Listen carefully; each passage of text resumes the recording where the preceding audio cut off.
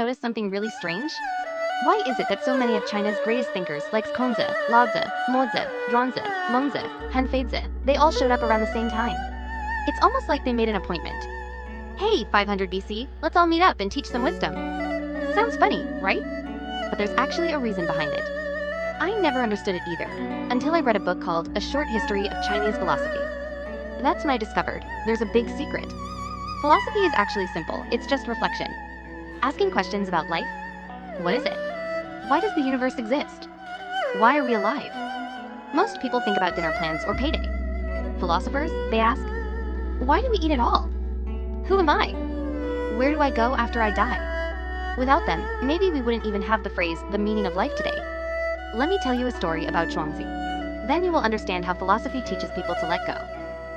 When his wife died, his friends came to visit. They found Zhuangzi sitting on the ground, drumming on a clay pot, singing, not crying. His friends were shocked. How can you be so heartless? Zhuangzi said, she used to be formless, without breath. Then, she became a person. Now, she's formless again. That's nature's way. Why should I cry? Hearing that, don't you feel a sudden lightness? That's what philosophy does. It helps you let go.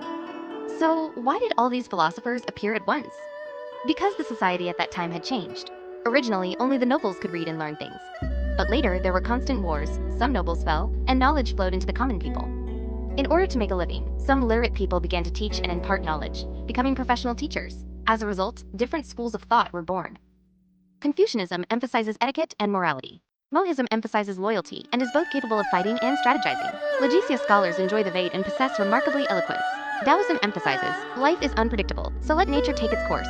Legalism is the most rigid school of thought, governing by law. Yin-Yangists specialize in astronomical observation and feng shui. Diplomats, such as Guizi, are versatile and specialize in military strategists. Here's something deeper. Religion actually grew out of philosophy. Philosophers might say, follow the Tao, live naturally.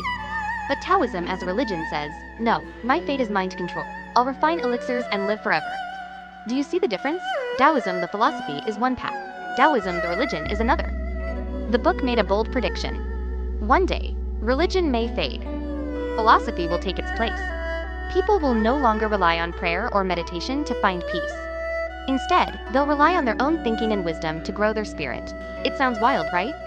But 2,000 years ago, the Buddha said that in the future, people could reach enlightenment without stepping into a temple. So, Confucius, Laozi, Mozi, their appearance together wasn't an accident. It was the right time, the right changes, and wisdom flowing from nobles to the people. Now when we read their books again, it's not just history. It's a guide for living, for seeing clearly.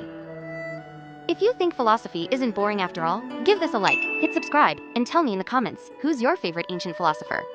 That's it for today's video. Thanks for watching. Bye!